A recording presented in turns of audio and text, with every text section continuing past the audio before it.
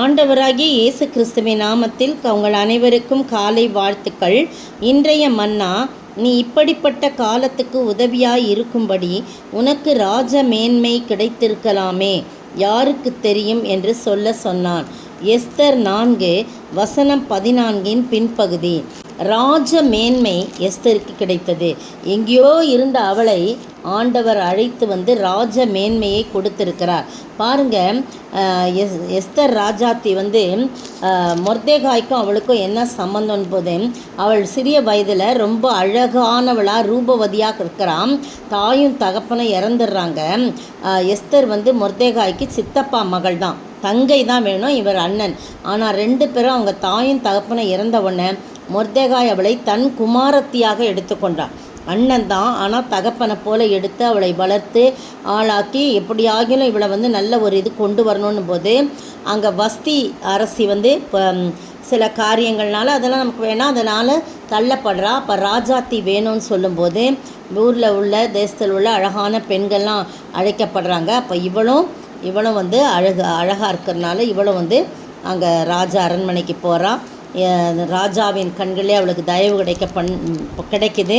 அதனால் எஸ்தர் ராஜாத்தியை வந்து ராஜாவாகிய அகஸ்வேரு என்ன பண்ணுறான், மற்ற ஸ்திரீகளை பார்க்கணும் எஸ்தர் மேலே அன்பு வைத்தான்னு 2:17 சொல்லப்பட்டிருக்கு. சகல கன்னிகைகளை பார்க்கலும் அவளுக்கு அவன் சமூகத்தில் அதிக தயவும் பட்சம் கிடைத்தது. ஆகையால் அவர் ராஜ கிரீடத்தை அவள் சிரசின் மேல் வைத்து அவளை வஸ்தியின் ஸ்தானத்தில் பட்டத்து ஸ்திரீயாக்கினாள். எவ்வளோ பெரிய மேன்மை பார்த்தீங்களா! எஸ்தர் நிமித்தம் நல்ல விருந்தெல்லாம் செஞ்சு ரொம்ப ரொம்ப இதாக வந்து அங்கே வந்து நடக்கிறத நம்ம பார்க்குறோம். அப்படி இருக்கும்போது அவள் வந்து சொல்கிறான், மொர்தெகாய் சொல்கிறான், குலத்தை இதெல்லாம் சொல்லாத, பூர்வத்தெல்லாம் சொல்லாத அப்படின்னு சொல்லியிருந்தான். அதே மாதிரி அவள் வந்து சொல்லாமல் இருந்தாள். இதுக்கு இடையில தான் இந்த எல்லாம் பொறாமை பிடித்த இந்த ஆமான் என்றான். மொர்தெகாய் மேலே உள்ள கோபத்தினாலே மொர்தெகாய் தன்னை வணங்கவில்லை என்று சொல்லி ராஜாவுக்கு அடுத்தபடியாக இருந்த அந்த ஆமான் வந்து என்ன பண்ணுறான், ஒரு சூழ்ச்சி செய்து யூத ஜனங்களை பற்றி தவறான ஒரு காரியத்தை ராஜாட்ட சொல்லி அவங்கள அழிக்கிறதுக்கு சட்டப்பூர்வமாக எல்லாவற்றையும் வாங்கி கொள்கிறான். இதை பார்த்த மொர்தெகாய் என்ன பண்ணுறான், ஆள் விட்டு அனுப்பி எஸ்தர்கிட்ட சொன்ன உடனே எஸ்தர்கிட்ட சொன்ன உடனே அங்கே எஸ்தர் சொல்லி அனுப்புகிறான். அவங்ககிட்ட ஆத்தாகு, அவன் பேர் ஆத்தாக, அவன்கிட்ட சொல்லி அனுப்புகிறான், யாராவது அழைக்கப்படாமல் உள்முற்றத்தில் ராஜாவிடத்தில் பிரவேசித்தால் புருஷனானாலும் ஸ்திரீயானாலும் சரி, அவர்கள் பிழைக்கும்படி அவர்களுக்கு ராஜா பொற்செங்கோல் நீட்டினால் ஒழிய மற்றபடி சாக வேண்டும் என்கிற ஒரு சட்டம் உண்டு. இது ராஜாவின் சகல ஊழியக்காரருக்கும் ராஜாவினுடைய நாடு உள்ள சகல ஜனங்களுக்கும் தெரியும். நான் இந்த 30 நாள் அளவும் ராஜாவினிடத்தில் வரவழைக்கப்படவில்லை என்று சொல்கிறான். உடனே மொர்தெகாய்க்கு இந்த வார்த்தை அறிவிக்கப்பட்ட உடனே தான் இந்த வார்த்தை சொல்கிறார். வசனம் நம்ம தியான வசனம். நீ இந்த காலத்தில் மௌனமாக இருந்தால் யூதருக்கு சகாயம் ரட்சிப்பும் வேறொரு இடத்துலேருந்து எழும்போம். நீ உன் தகப்பன் குடும்பத்தாரும் அழிவீர்கள். நீ இப்படிப்பட்ட காலத்துக்கு உதவியாக இருக்கும்படி தான் உனக்கு ராஜ மேன்மை கிடைத்திருக்கலாம், யாருக்கு தெரியும். ஆனாலும் நீ இப்போ சும்மா இருக்கக்கூடாது அப்படின்னு சொல்லி மறுபடியும் சொல்கிறான். பாருங்கள், மொர்தெகாயின் சொற்களை பாருங்கள். எஸ்தரின் நிலைமையை விளக்குறார். அரசரிடம் சென்று பேச முயன்றால் எஸ்தர் கொலை செய்யப்படலாம். ஆனால் அவ்வாறு சொல்லாவிட்டாலும் என்ன ஆகும், யூத பெண்ணாக இருப்பதனால எஸ்தரும் சேர்ந்து தான் கொலை செய்யப்படும். அதனால் ராஜாட்ட போய் நீ சொல்கிறது தான் பேசுகிறது தான் நல்லது, எதுவாக இருந்தாலும் நீ பேசு அப்படின்ற மாதிரி சொல்கிறார். நிச்சயம் யூதருக்கு விடுதலை கிடைக்குன்ற ஒரு நம்பிக்கையும் விசுவாசமும் மொர்தெகாய்க்கு இருந்தது. எஸ்தர் மூலம் உதவி வராவிட்டால் எஸ்தர் தனது மக்களுக்கு உதவி செய்யாத குற்றத்துக்கு ஆளாவ அப்படின்னு சொல்கிறார். இந்த காலத்தில் நீ மௌனமாக இருக்கக்கூடாது. இதுக்கு தான் உனக்கு அரசின்ற பதவி மேன்மை, ராஜ மேன்மை உனக்கு கிடைச்சிருக்குது. உன்னை ராணி ஆக்கிட்டாங்க. அதனால் இதை நினச்சி நீ என்ன பண்ணு, காரியத்தை நீ செய், இல்லைன்னா உன் பதவியும் பறிக்கப்பட்டு போவோம், நீயும் கொலை செய்யப்படுவான்னு சொல்லி அனுப்புகிறார் இன்டைரக்டாக. அதுக்கு பிறகு தன் உயிரையும் அவன் பணையம் வைத்து உபவாசம் இருந்து ஜெபித்து இவளுக்காக மொர்தெகாயும் ஜெபிக்க சொல்லிட்டு அதற்கு பிறகு போகிறான்.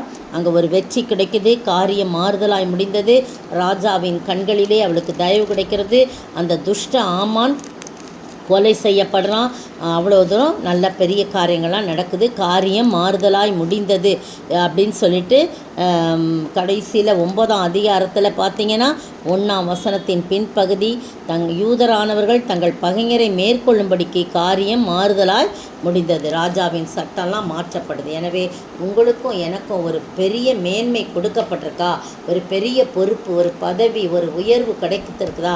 நம்ம அதை துர்பிரயோகம் பண்ணாதபடி நல்ல விதமாய் பயன்படுத்தும் போது கட்டாயம் அதில் வரக்கூடிய எதிர்ப்புகள் மத்தியிலே கர்த்தர் நமக்கு உதவி செய்வார். நான் மட்டும் நல்லா இருந்துக்கலாம், நான் மட்டும் இருக்கலாம், நம்ம ஜனம் எப்படி வேணாலும் போகலான்னு அவள் நினைத்திருந்தா எப்படி ஆயிருக்கும் பாருங்கள். அவளுடைய மேன்மையும் போயிருக்கும், அவளும் உயிரிழந்திருப்பா, தன்னுடைய ஜனங்களும் அழிந்து போயிருக்கும்.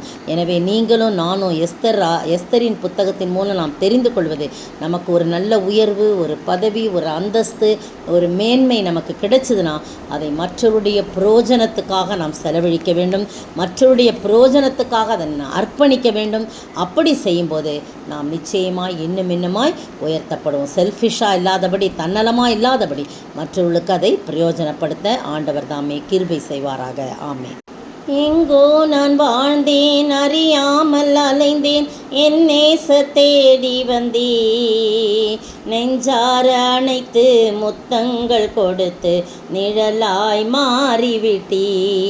நன்றி உமக்கு நன்றி அப்பா பிதாவே, அன்பான தேவா, அருமை இரட்சகரே, ஆவியானவரே. ஸ்தோத்திரிக்கிறாண்டவரே, எங்கேயோ கடந்த எங்களை கர்த்தா ஒரு உயர்வான நிலைக்கு வச்சுருக்கீங்க. நான் எம்மாத்திரம், என் குடும்பம் எம்மாத்திரம் என்று சொல்லி எங்களை தாழ்த்தி ஆண்டவரை மற்றவர்களுக்காக நல்ல ஒரு அந்தஸ்து இருக்கும்போது இதை மற்றவர்களுக்காக, மற்றவருடைய பிரயோஜனத்துக்காக செலவழிக்க எங்களை அர்ப்பணிக்கும் போது நீர் இன்னுமா எங்களை மேன்மைப்படுத்துவீர். அப்படிப்பட்ட ஆசீர்வாதத்தை நாங்கள் பெற்று வாழ நீர் கிருபை செய்ய வேண்டும் என்று கர்த்தரும் மீட்பரும் ராஜாவுமாக இயேசு கிறிஸ்துவின் விலையேற பெற்ற நாமத்தில் ஜெபிக்கிறேன் பிதாவே, ஆமேன். நேற்றைய பதில். அப்பொழுது சிமியோன் என்னும் பெயர் கொண்ட ஒரு மனுஷன் எருசலேமில் இருந்தான். அவன் நீதியும் தேவ பக்தியும் உள்ளவனாயும் இஸ்ரவேலில் ஆறுதல் வர காத்திருக்கிறவனாயும் இருந்தான். அவன் மேல் பரிசுத்த ஆவி இருந்தார். லூக்கா 2:25. இன்றைய கேள்வி, அன்னாள் என்பவள் யார்? அவளுடைய வயது என்ன? அன்னாள் என்பவள் யார்? அவளுடைய வயது என்ன?